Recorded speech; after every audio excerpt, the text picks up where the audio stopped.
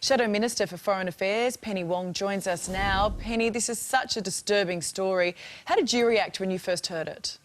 Good to be with you, Ali. Well, like everybody, I was horrified, genuinely horrified. I mean, these women have been subjected to an outrageous violation and it is a dreadful thing to have occurred. And can I just say to all of those women, you know, we're with you and we understand how appalling this and distressing this must have been. So we understand this happened earlier this month and the Minister for Foreign Affairs, Marise Payne, she's investigating the matter, but we've had no word yet back from Qatari officials. Do you think that's acceptable? Well, none of this is acceptable. None of this is acceptable. The treatment of the women is not acceptable, and as yet, the absence of a response. I mean, we need to get a response. We need to get to the bottom of what happened. We need to know why this happened, what happened, who is accountable for it, and there needs to be appropriate response from the Qatari government. Well, what can our government do here? Could it ban Qatar Airlines, say, from Australia? Well, Qatar Airlines is one of the few airlines trying to bring some 32,000 Australians who are stranded overseas home.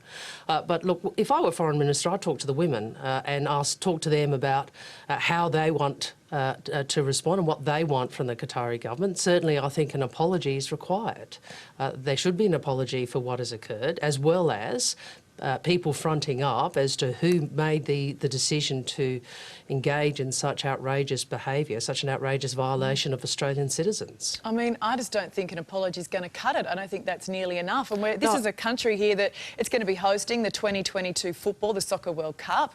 I mean, should Australians be advised against travelling to Qatar given this incident? Well, what the Foreign Minister should be doing is ensuring that Australians who do travel for the World Cup are safe. And making sure that there are agreements and arrangements in place with both Qatar but also our people on the ground to make sure people are safe, because no Australian, no person should ever have to be treated in the way these women were treated. But our government needs to be showing strength here, doesn't it? Absolutely, absolutely. That they need to, I think, go beyond words and actually ensure that there is action taken, not just an apology, which I would anticipate would be something that would be helpful to the women concerned, but measures taken both to ensure people know who is responsible and that Australians are safe, because it's obviously an airport that people transit through.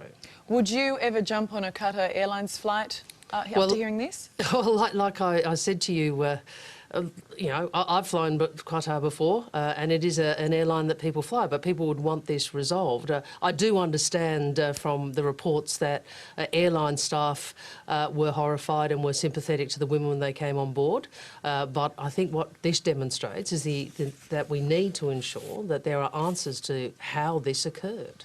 All right, we really appreciate your time this morning. It's great to be with you. Thanks, Penny.